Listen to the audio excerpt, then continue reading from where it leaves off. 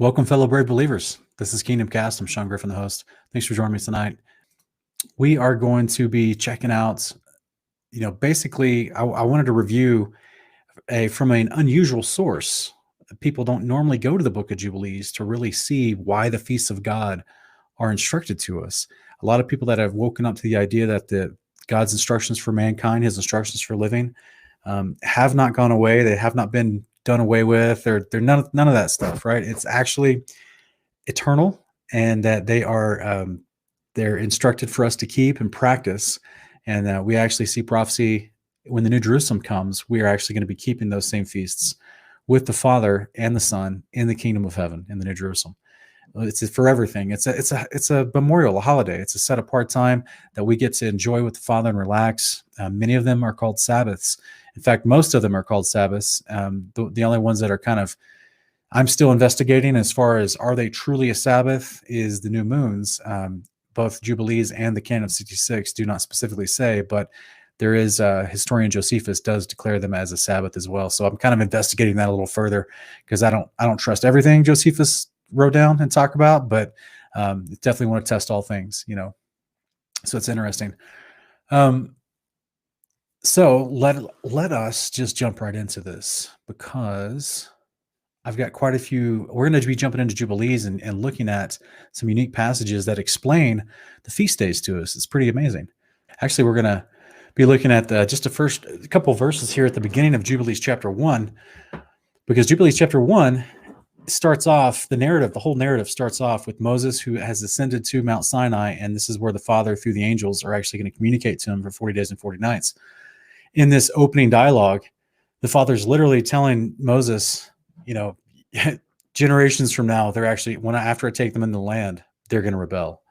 And he's going to explain how they're going to rebel. And let's review those real quick.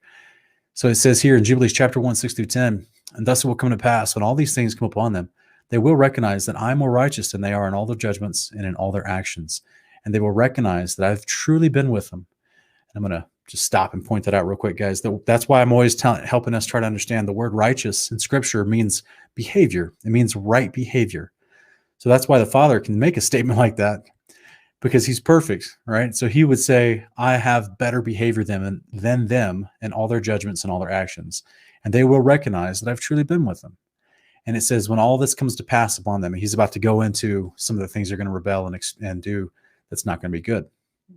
We also see some of the stuff mirrored also in Deuteronomy and Leviticus 26. So here it continues in verse 7. It says, and write for yourself all these words which I declare unto you this day, for I know their rebellion and their stiff neck, before I bring them into the land of which I swore to their fathers, to Abraham, to Isaac, and to Jacob, saying, unto your seed I will give a land flowing with milk and honey, and they will eat and be satisfied, and they will turn to strange gods, to gods which cannot deliver them from aught of their tribulations, and this witness shall be heard for a witness against them. For they will forget all my commandments, even all that I commanded them, and they will walk after the Gentiles, after their uncleanness, after their shame, and will serve other gods. And will serve their gods. And these will prove unto them an offense, and a tribulation, and an affliction, and a snare.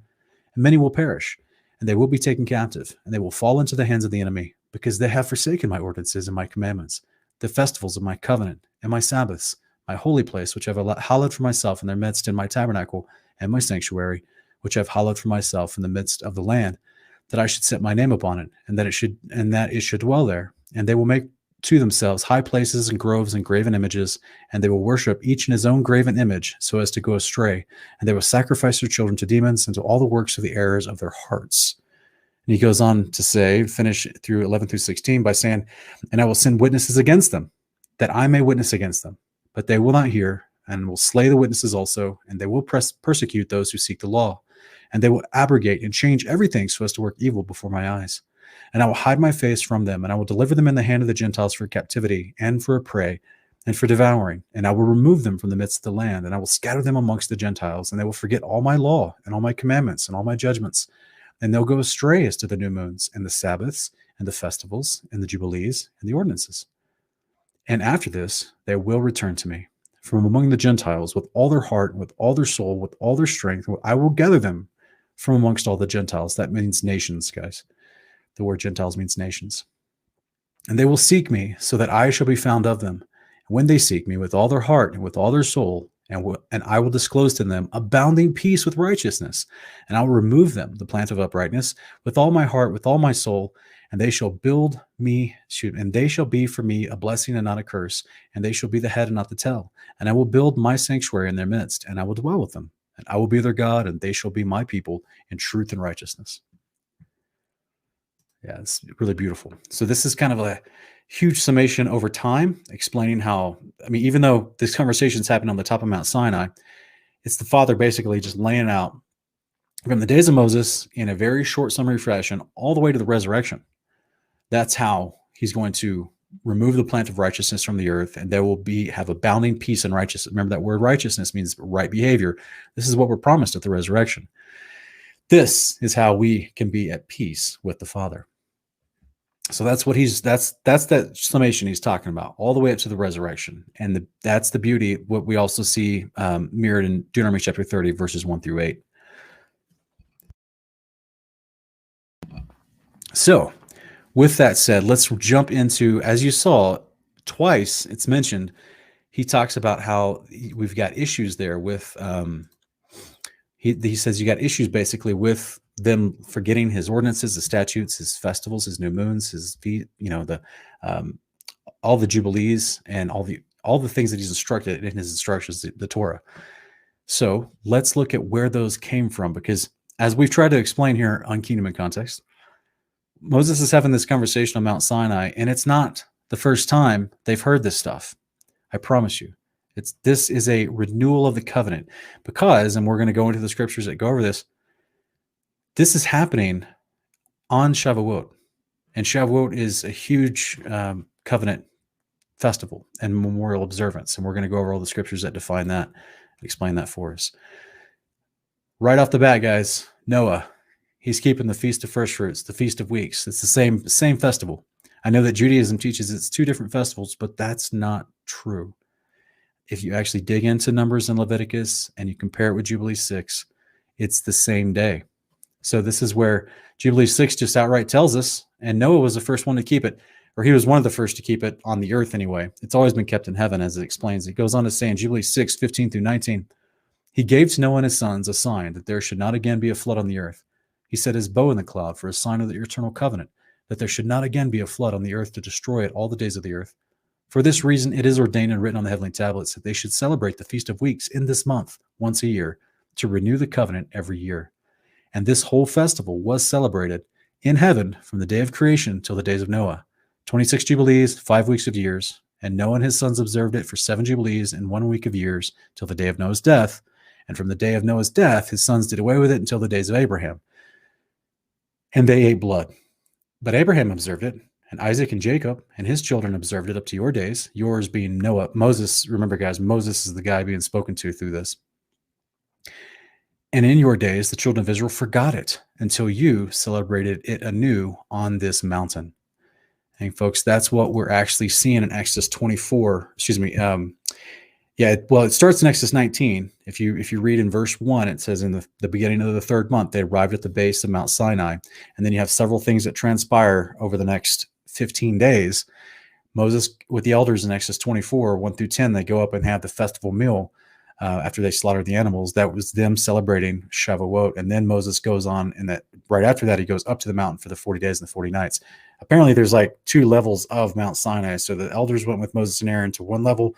They had the Shavuot meal, and then Moses went up by himself to the top where he was going to get the tablets and get all this instruction for 40 days and 40 nights, which literally is where he's receiving the book of Jubilees. So in this conversation, the Father is explaining the patriarchs that came before Noah, that came before Moses, all the way back to Noah, and explaining Noah kept this festival you're celebrating here today on Mount Sinai, Moses.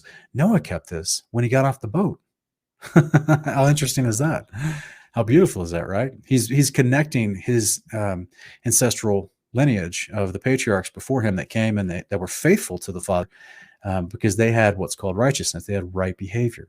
This is why in Genesis 6:8, Noah's called righteous. He's doing the right behavior. And as you see in this passage here, it says that this festival, it's called First Fruits and Feast of Weeks. We also would call it, Shavuot or Pentecost. Depends on if you're using the Hebrew or the Greek transliterated. But its technical name is the Feast of Weeks and the Feast of First Fruits. Not only did Noah keep it, but it tells us right here in the text that the angels themselves kept it in heaven. And that's crazy, guys. It says this whole festival was celebrated in heaven from the day of the creation till the days of Noah. How beautiful is that? So this is a special one. When you're celebrating this particular feast, it's not just you on the ground. It's all of heaven's keeping this as well. And they have been since creation started. Just in case you're confused and to think, but I thought they only received these instructions to keep these festivals when Moses got to Mount Sinai. No, we kept in heaven since the beginning. It's really beautiful. So if we keep going, we see that it goes on to explain a little bit more about this Feast of Weeks, how Noah observed it. And this is saying it, and this is telling Moses, and do you command the children of Israel to observe this festival in all their generations for a commandment unto them. One day in the year, in this month, they shall celebrate the festival, for it is the Feast of Weeks and the Feast of First Fruits. This feast is twofold and of a double nature. According to what is written and engraving concerning it, celebrate it. For I've written in the book of the first law, in that which I have written for you, that you should celebrate it in its season, one day in the year, and I explain to you its sacrifices, that the children of Israel should remember and should celebrate it throughout their generations in this month, one day in every year. Isn't that great? Yes, Mary W. That's right. They celebrate it in heaven too. God doesn't give us behavior that he doesn't keep. He keeps the same standard that he asks of us, right? Because he's not hypocritical. This is the beauty of that the Father and the angels are in heaven, keeping the Torah, keeping the law of God, because it's considered right behavior. It's considered righteousness. It's pretty amazing. So we go on. Just in case you're wondering, okay, this directly tells us the Feast of First Fruits and the Feast of Weeks is the same festival. It's on the same day, one day out of the year, and it's in the middle of the third month. That's when this is. Now, this is important. I'm setting the stage for these next verses we're going to go into, okay? Because we're going to see the patriarchs celebrating this everywhere. And huge things happen on Shavuot, guys. Big moments that we see in Genesis happens on Shavuot. So let's keep going. Jubilees chapter 6. Now we're going to get introduction to the new moons and what those new moon memorials actually are, where they came from. Because we see them talked about in the canon of 66 all over the place, but there's never an explanation of how to celebrate them, why we would celebrate them, and when God instructed anyone to celebrate them, right? Because a lot of people get kind of confused about the way it's talked about in Leviticus and Numbers. So here in Jubilees chapter 6, 20 through 22, it tells us, and on the new moon of the first month, on the new moon of the fourth month, on the new moon of the seventh month, and on the new moon of the 10th month are the days of remembrance. Those are called memorials. And the days of the seasons and the 4 divisions of the year. These are written and ordained as a testimony forever. And Noah ordained them for himself as feast for the generations forever, so that they may become thereby a memorial unto him. And on the new moon of the first month, he was bidden to make for himself an ark. And on that day, the earth became dry, and he opened the ark and saw the earth. And on the new moon of the fourth month, the mouths of the depths of the abyss beneath were closed. And on the new moon of the seventh month, all the mouths of the abysses of the earth were opened. And the waters began to descend into them. And on the new moon of the 10th month, the tops of the mountains were seen, and Noah was glad. And on account of this, he ordained them for himself as a feast for memorial forever, and thus they are ordained. So this is the back information that we don't get in Genesis 7 and 8, which I wish we really would have a long time ago. It would have made much more sense of all the new moon celebrations we see people talking about and observing all the way through the Old Testament, even up to Colossians 2, 14 through 16 with Paul. So if we go on to talk about Abraham, he's celebrating the Feast of First Fruits and Feast of Weeks also. Yeah, West Blaze, this is a common misconception that they do, that they call it the first of every month. And this is the problem, right? Because they ignore the Book of Jubilees. This is what we reviewed a couple weeks ago when I was reviewing the Hebrew professor Rachel Elior and her work on the Dead Sea Scrolls, and she talks about how from her perspective and being raised in Judaism, being a Hebrew professor in Israel, she explains that books of Enoch, Jubilees, and the Testament of the 12 Patriarchs were dismissed by the rabbis in the first century, and people were told to not read those in the first century by Jewish rabbis. even though they were being buried amongst the Dead Sea Scrolls and preserved, because it was a normal part of the scriptures that people read. So when you take away the Book of Jubilees, now you don't understand what the new moons are, and you just think Numbers 28 is telling you that it's the first of the month every month, where the priests have to blow a trumpet. So this is the common misconception from Judaism. All right, so if we go here into Jubilees chapter 14, we're going to see Abraham keeping this as well. And he said unto him, take me a heifer of 3 years, and a goat of 3 years, and a sheep of 3 years, and a turtle dove, and a pigeon. And Abraham took all these in the middle of the month, and he dwelt at the oak of Mamre, which is near Hebron. And he built there an altar and sacrificed all these. And he poured their blood upon the altar and divided them in the midst, and laid them over against each other. But the birds divided he not. You guys remember this moment? This is Genesis 15. He says, and the birds came down upon the pieces, and Abraham drove them away and did not suffer the birds to touch them. And on that day, we made a covenant with Abram, according as he covenanted with Noah in this month. And Abram renewed the festival and the ordinance for himself forever. You guys, this is happening in the third month. I didn't have the ability to put it all on screen because of limited space, but this is also happening in the middle of the third month. So this is also this moment here in Genesis 15, this wonderful covenant moment, is happening on Shavuot, the same one that Noah covenanted with as well. And it's a festival and an ordinance forever. This is why it's spoken commonly in the Book of Jubilees as a festival of renewal, because you need to renew this. You renew your observance of this festival, this one-day festival, every year in the middle of the third month. That's it's the festival of Feast of Weeks. It's beautiful.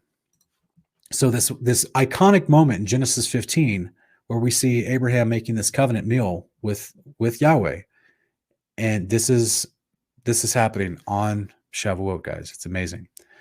So let's keep going. By the way, like I said, this is actually the same moment that's happening with Moses from Exodus 24 on. This is actually they're celebrating the Feast of Weeks. You guys remember when he's telling Pharaoh that Yahweh instructed them to let them go so they can go and worship him on the mountain. Well, this was the worship that they were trying to get to, so they could renew the covenant. This is very important, very, very important. So Jubilees chapter 1, verse 1 through 2. And it came to pass in the first year of the Exodus of the children of Israel out of Egypt, in the third month, on the 16th day of the month, that God spoke to Moses, saying, come up to me on the mount. I'll give you the 2 tablets of the stone of the law and of the commandment, which I have set, that you may teach them. Moses went up into the mountain of God, and the glory of God abode on the mountain, and the cloud overshadowed it 6 days. So this is after he had the meal. So this is, like I said, the middle of the month is when they have the Shavuot meal, and this is happening directly after that. So the reason why I included this is also to give you some context to Exodus 19 through 24 and how Jubilees keeps referencing back to that moment, because, like I keep saying, this is the storyline of Jubilees, is a conversation happening between angels speaking to Moses on the mountain, on the top of the Mount Sinai for 40 days. This is also referenced to Galatians 3:19 and Hebrews 2:2. So this is what is the law that was ordained through angels given unto Moses.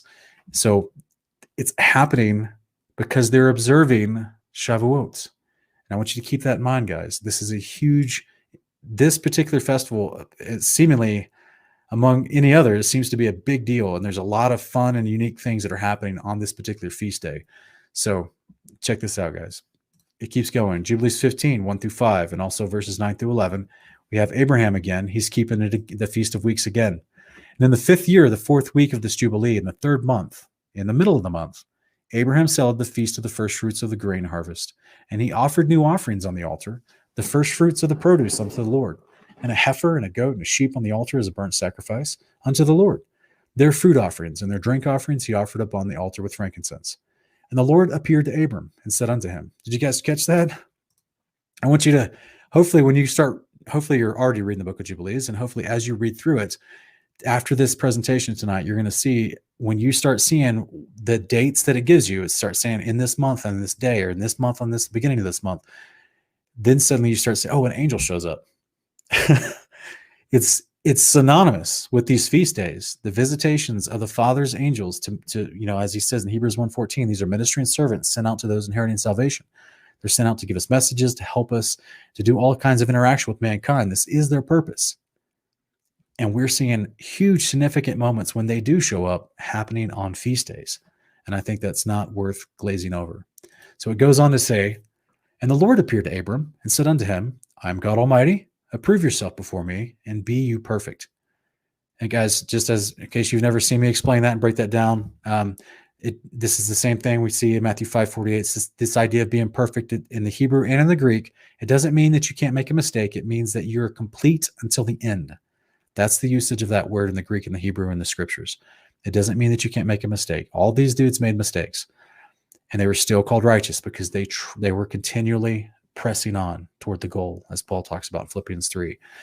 They're striving towards righteousness. They're practicing the behavior, and that inherently means sometimes you fail. So it's okay. He's talking about be complete until the end. That's what he's considering perfect. He says, I will make my covenant between me and you. I will multiply you exceedingly. And Abraham fell on his face. And God talked with him and said, and I shall establish my covenant between me and you and your seed after you throughout their generations for an eternal covenant, so that I may be a God unto you and to your seed after you. And I will give to you and your seed after you the land wherewith you are a sojourner. You've been a sojourner, the land of Canaan, that you may possess it forever. And I will be their God. And the Lord said unto Abraham, and as for you, do you keep my covenant, and you and your seed after you, and circumcise every male among you, and circumcise your foreskins, and it shall be a token of an eternal covenant between me and you. Now, as you can see, I put these verses together. Go back and read the whole chapter if you want a full-on breakdown. It's just like you read in Genesis 18. He circumcises his whole household in that day. This is the moment of the father shows up again to Abraham, tells him about circumcision. Everybody gets circumcised. It's a token. It's a sign of the covenant. And it's being done on Shavuot, guys. How crazy is that? All right, new moon memorials. You remember we talked about the new moons with Noah? Abraham, some unique things happen with him on these as well. It says on the new moon of the 4th month. You guys remember what we talked about in Jubilee 6? It's the 1st month, the 4th month, the 7th month, and the 10th month. Those are the new moon celebrations and memorials. So here it says in Jubilee 16, 1-5, and on the new moon of the 4th month, we, that's the angels narrating the Jubilees, we appeared unto Abraham, and at the oak of Mamre, and we talked with him, and we announced to him that a son would be given to him by Sarah his wife. And Sarah laughed, for she heard that we had spoken these words with Abraham. And we admonished her, and she became afraid, and denied that she had laughed on account of the words. And we told her the name of her son, as his name is ordained and written in the heavenly tablets, Isaac. And that when we returned to her at a set time, she would have conceived a son. And in this month the Lord executed his judgments on Sodom and Gomorrah and Zeboim, and all the region of the Jordan. He burned them with fire and brimstone, and destroyed them until this day.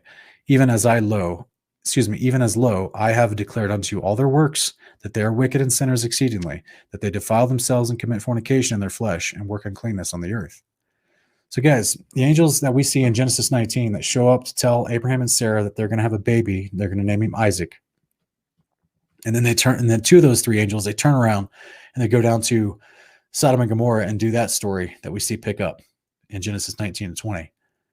This is happening on a new moon memorial. This is happening on a feast day. How amazing is that? So if we keep going, Jubilee 16, 13 through 14, and that's Sarah, she bare a son in the 3rd month, in the middle of the month, at the time of which the Lord had spoken to Abraham on the festival of the first fruits of the harvest, Isaac was born. And Abraham circumcised his son on the 8th day. He was the first that was circumcised according to the covenant, which is ordained forever. Guys, think about this. Isaac is born on Shavuot. How beautiful is that? Isaac is born that day, the middle of the 3rd month. Same chapter, it goes on to explain Abraham, a few months later, he's going to be keeping, or actually the way that it's worded is unique. Verses 13 and 14 actually happen after verses 16 through 21. So what happens is those angels show up on the new moon of the 4th month, and then a few months later, they returned to announce that, in the due season next year, Isaac would be born. We see this play out in Genesis, as you know. So when the angels had returned, they returned in the 7th month to tell Isaac that she's born. And this is where Abraham is excited because she's actually conceived. Now she conceives in the 6th month, but the angels return to tell her in the 7th month. And then as a result, Abraham keeps the Feast of Tabernacles. So it says in Jubilees 16 through 21, and we returned in the 7th month and found Sarah with child before us, and we blessed him. And we announced him all the things which had been decreed concerning him, that he should not die till he should beget 6 sons more, and should see them before he died. But that in Isaac should his name and seed be called, and that all the seed of his sons should be Gentiles, and be reckoned with the Gentiles. But from the sons of Isaac, one should become a holy seed, and should not be reckoned among the Gentiles. That's the nations, guys. That's what that word means. For he should become the portion of the Most High, and all his seed had fallen into the possession of God, that it should be unto the Lord a people for his possession above all the nations, that it should become a kingdom and priests and a holy nation. Guys, this is exactly what we see being spoken at the base of Mount Sinai in Exodus 19, 4 and 5. How beautiful is that? And of course, all the Israelites at the base of Mount Sinai in Exodus 19 are descendants of Abraham, Isaac, and Jacob. This seed that's being prophesied about right here. He goes on to complete it and say, and we went our way. The angels are saying they went their way, and we announced to Sarah all that we had told him, and they both rejoiced with exceeding great joy. She didn't laugh this time. And he built there an altar to the Lord who delivered him, and who was making him rejoice in the land of his sojourning. And he celebrated a festival of joy in this month 7 days, near the altar which he had built at the well of the oath. And he built booths for himself and for his servants on this festival. And he was the first to celebrate the Feast of Tabernacles on the earth. Isn't this awesome? And it goes on. Read the whole chapter when you have a chance, guys. It goes on. I've just given you snippets. These are big chapters in Jubilees. It goes on to explain how he uses the palm branches and how he takes the willowy limbs from willowy trees, and he celebrates and goes around the altar once every day for 7 days, and he's just having a great time. It's called a festival of joy. He's enjoying himself because after 99 years, he's finally going to have a child. He's super excited. So this is just a beautiful moment. It says he's the first one to celebrate the Feast of Tabernacles on the earth. And again, read the whole chapter because it tells you that this feast is ordained on the heavenly tablets. They keep it in heaven. They're already keeping the Festival of Tabernacles in heaven. It's beautiful, guys. It's beautiful. So it goes on to say, Jubilees 17, 15 through 16, and we're also going to read portions out of 18 as well, because we're going to see Abraham keeping Passover and unleavened bread, but in a very unique way. Okay? So it goes here in 17, 15 through 16.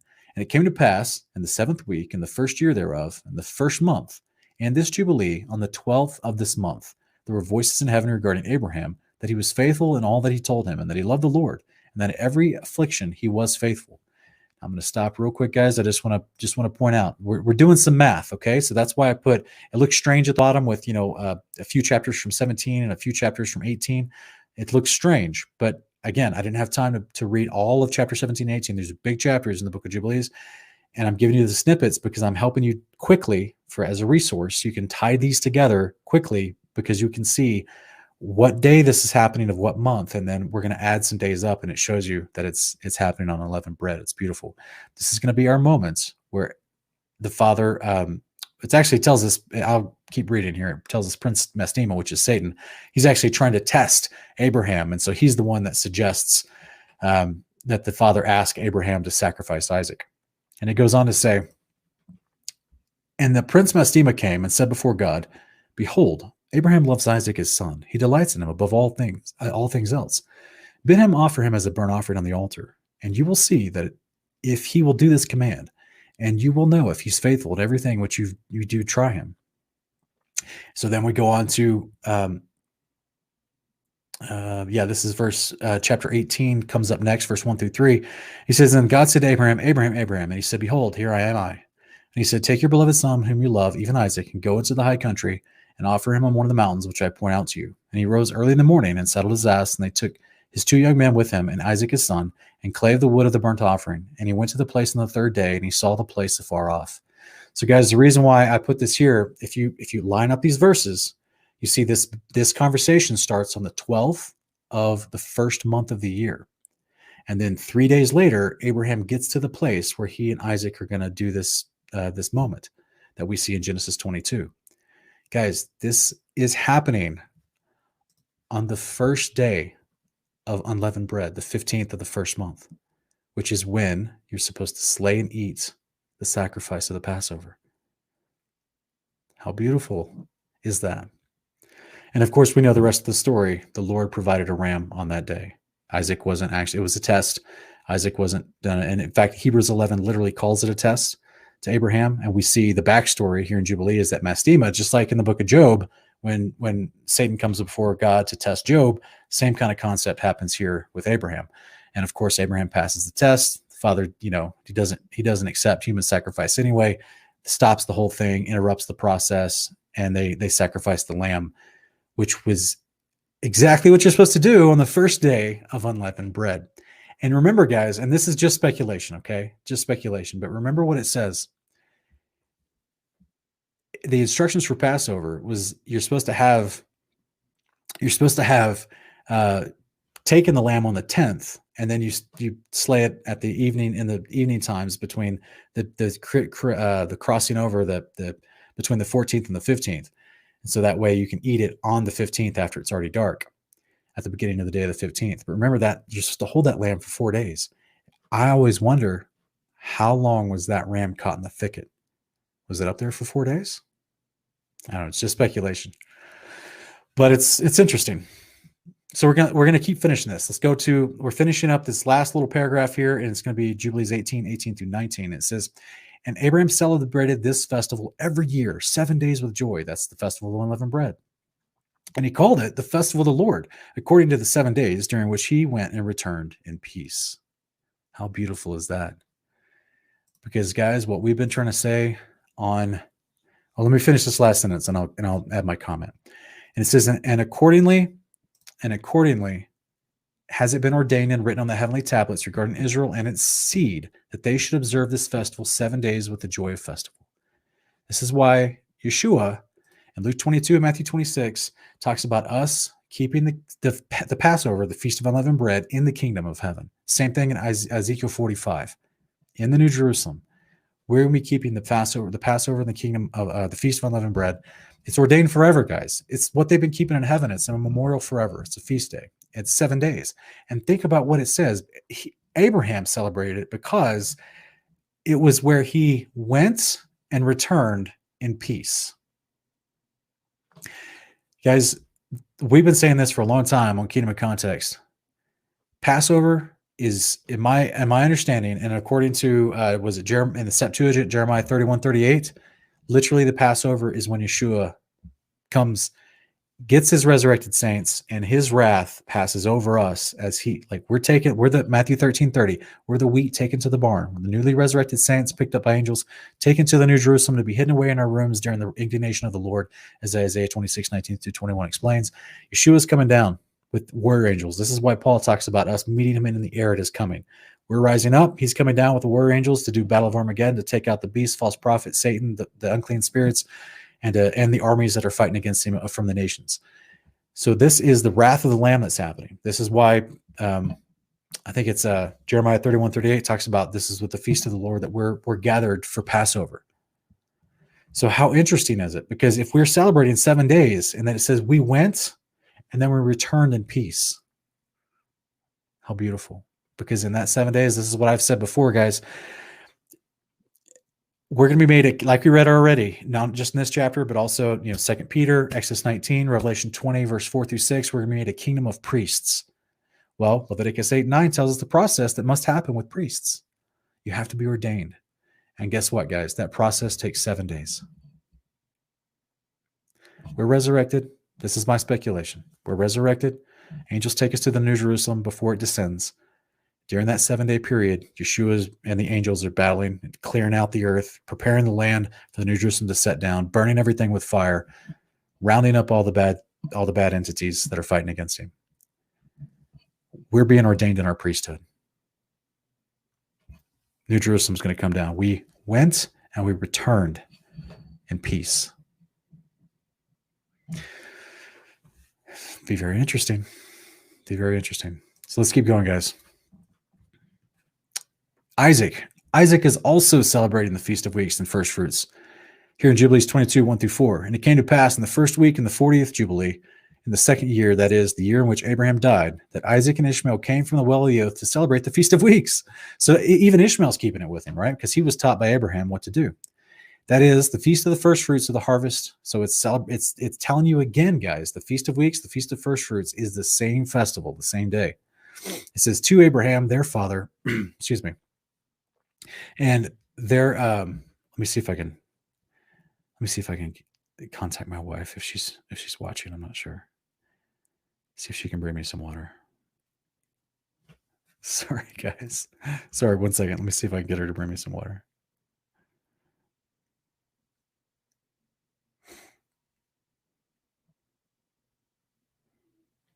Okay.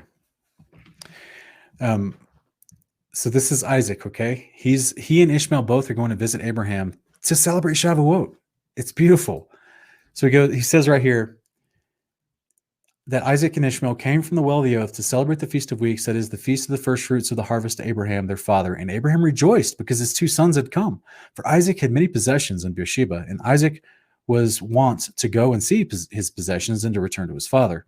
And in those days, Ishmael came to see his father, and they both came together. And Isaac offered a sacrifice for a burnt offering. Thank you so much, sweetie. Appreciate it. All right. Thanks. 1 second, guys. She came through on the water.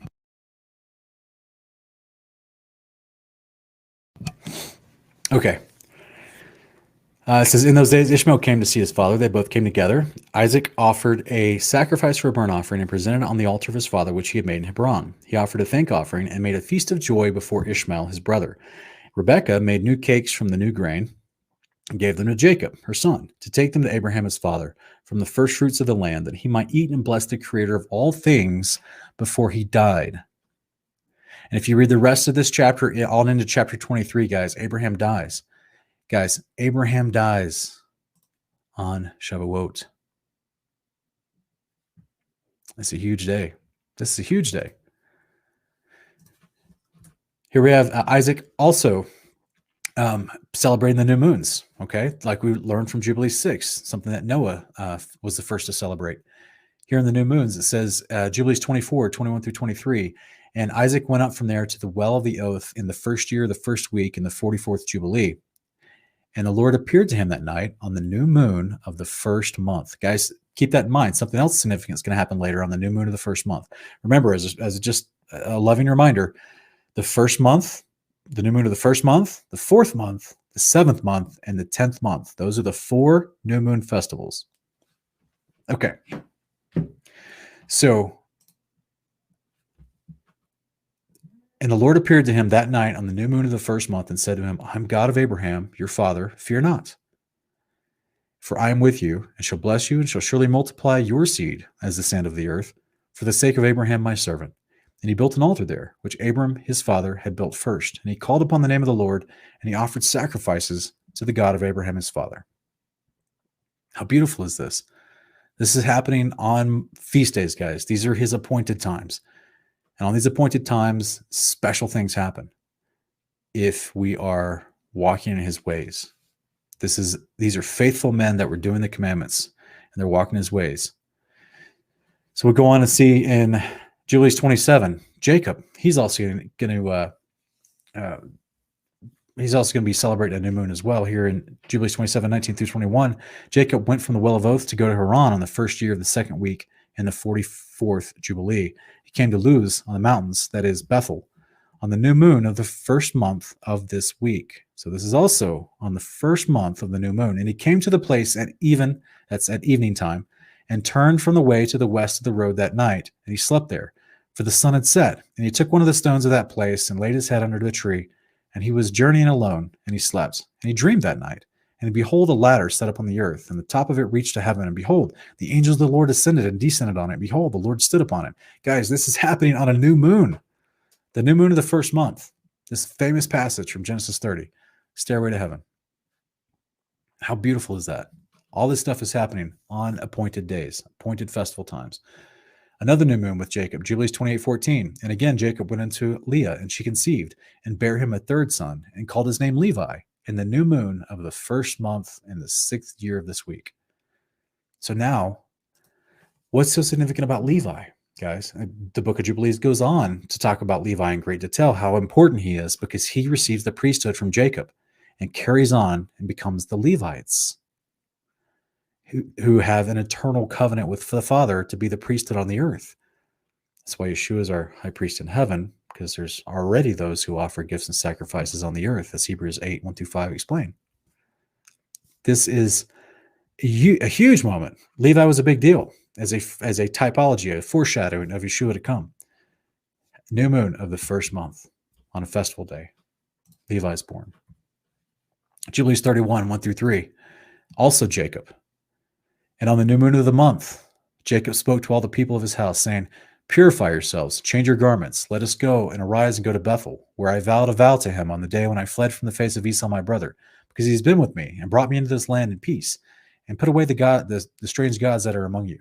And they gave up the strange gods that which was in their ears, that was on their necks, and the idols which Rachel stole from Laban their father, she gave wholly to Jacob. He burnt and broke them to pieces and destroyed them and hid them under an oak which is in the land of Shechem. And he went up on the new moon of the 7th month. Guys, that's the Feast of Trumpets. It's also a new moon celebration. And he went up on the new moon of the 7th month, and he built an altar at the place where he had slept, and he set up a pillar there. And he sent word to his father, Isaac, to come to him and to his sacrifice, to his mother Rebekah. Another new moon celebration. This is happening in Genesis 35, for those of you who are aware of Genesis. Let's keep going. Jacob is celebrating the Feast of First Fruits, guys. This is in Jubilees 44, 2-8. So it says, and Jacob remembered the dream that he had seen at Bethel, and he feared to go down into Egypt. And while he was thinking of sending word to Joseph to come to him, that he would not go down, he remained there 7 days, if perchance he could see a vision as to whether he should remain or go down. And he celebrated the harvest festival of the first fruits with old grain. For in all the land of Canaan there was not a handful of seed in the land, for the famine was over, all the beasts and the cattle and the birds, and also over man. And on the 16th the Lord appeared unto him and said unto him, Jacob, Jacob. And he said, Here am I. And he said to him, I am the God of your fathers, the God of Abraham and Isaac. Fear not to go down into Egypt, for I will make of you a great nation, and I will go down with you, and I will bring you up again, and in this land you shall not be buried, and Joseph shall put his hands upon your eyes. Fear not, go down into Egypt. And his sons rose up, and his sons' sons, and they placed their father and their possessions upon wagons. And Israel rose from the well of the oath on the 16th of this 3rd month, and went to the land of Egypt. Guys, right here around Shavuot is when they have a visitation from the Lord, from an angel comes with a message to answer his prayer. He literally says at the beginning of this, I'm going to remain here 7 days and to see if I can have it, perchance I could have a vision to get an answer to this prayer. And but even though they're in a land full of famine and he can't celebrate first fruits properly because he doesn't have any first fruits. Remember, this was the famine that's happening. And Joseph's already in Egypt, and he, has prepared for all this extra food for all these nations around them so they can withstand the famine. So this is why Jacob and the others are about to come down with him. But they stay 7 days to celebrate the Feast of Weeks and First Fruits with old grain. Guys, they're not even doing the festival right. And the Father is still honoring them by answering his prayer and showing up with an angel. That's how much he cares about us trying. Even if we can't do it perfectly, he wants us to try with all of our heart and with all the direction that he's given us, literally. Right? Our heart and our mind. We got to put it together. So this is a wonderful example. I like to remind people that Jacob isn't doing this to the letter, but he has the spirit of the law he's practicing.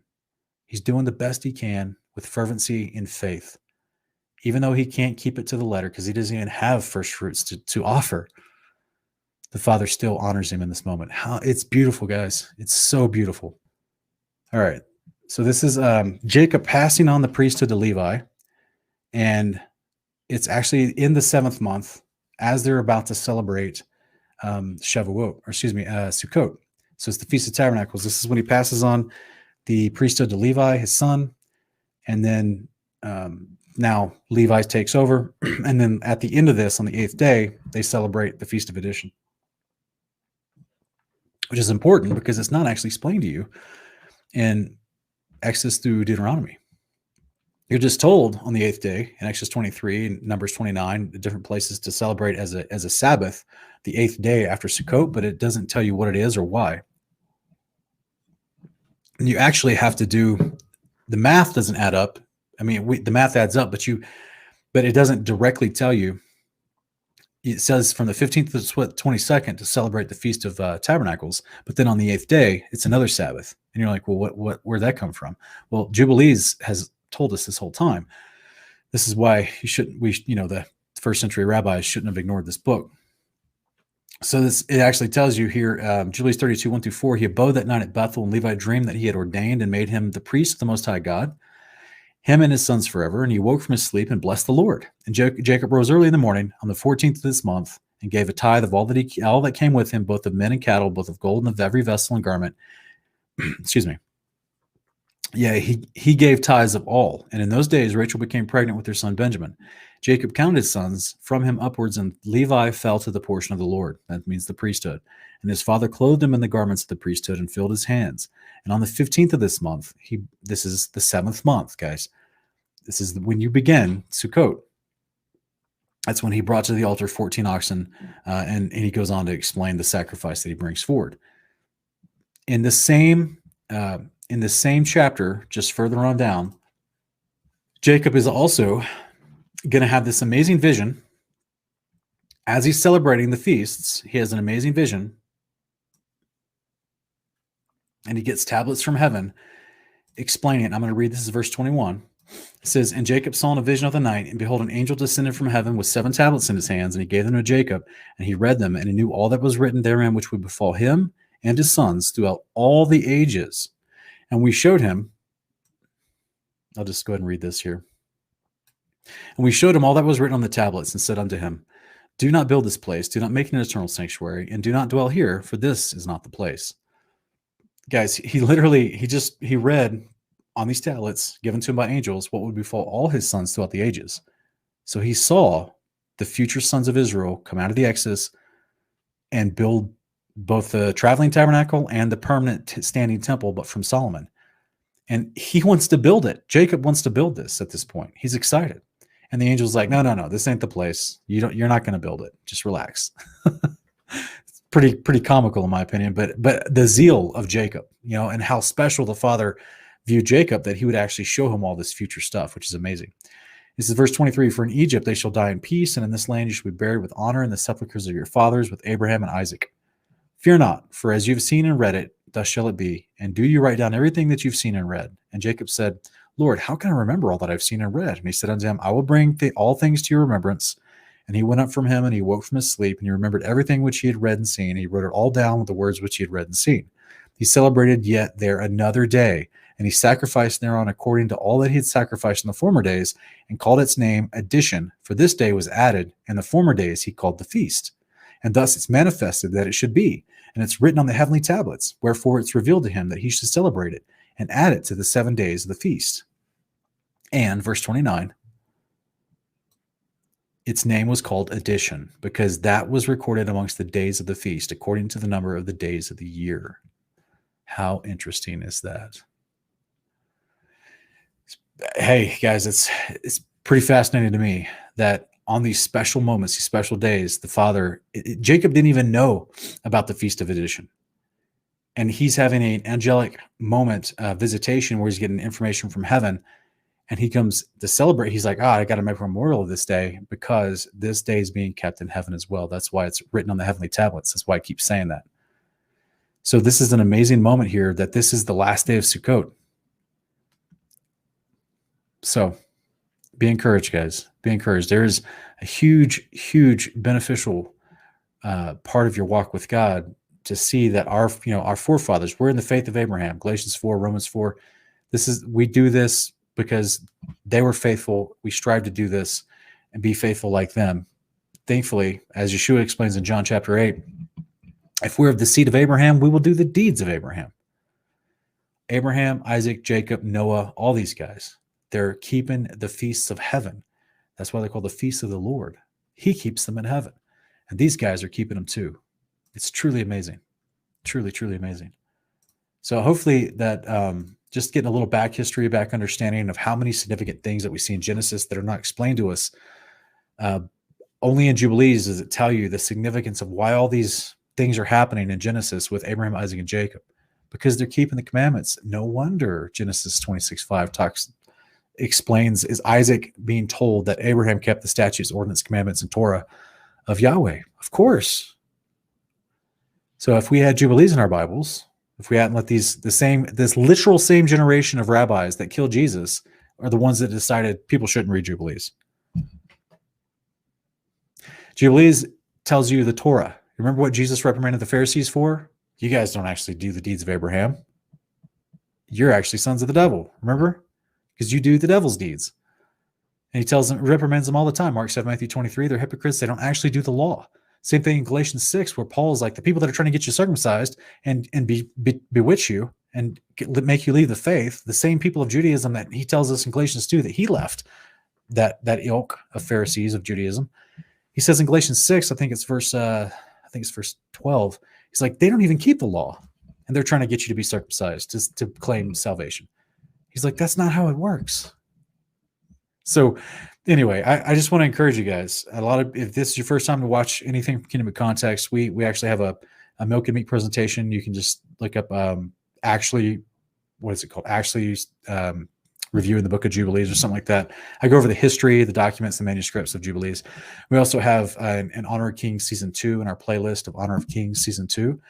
We have multiple episodes where we review the Book of Jubilees and talk about its history and unique concepts about it. So if you've never heard about this book, it's in other canons around the world. It just was not put in the Catholic canon, and it was not put in the American canon, but it's in the Eastern Orthodox Ethiopian canon, and it's found with the Dead Sea Scrolls. It's like of all the different scrolls found, it was number 6 in the amount of volume of manuscripts that was found. So it's a unique book that explains so much of the Bible. It answers a ton of questions for us. So, and it tells you how the priesthood was passed down, which is something that you have to infer from Genesis because you have to know the law really well and know what you're seeing. But Jubilees just outright tells you this is the passing down of the priesthood. Why it's so significant that we go from Adam to Levi. It's very significant, which leads to Moses and Aaron, of course. But so the point is, guys, this hopefully it can help you increase your understanding and know that these things are not a burden. Everything I just read to you guys, do you think anything of that was a burden?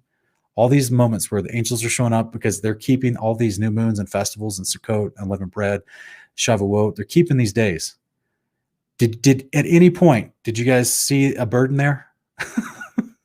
There's no burden. It's beautiful. This is the joy. This is what literally the festival of Sukkot, he calls it the joy of the festival of joy. So, guys, these are not burdensome. This is why Yeshua tells us in Matthew 11, his yoke, which is the commandments, is not burdensome.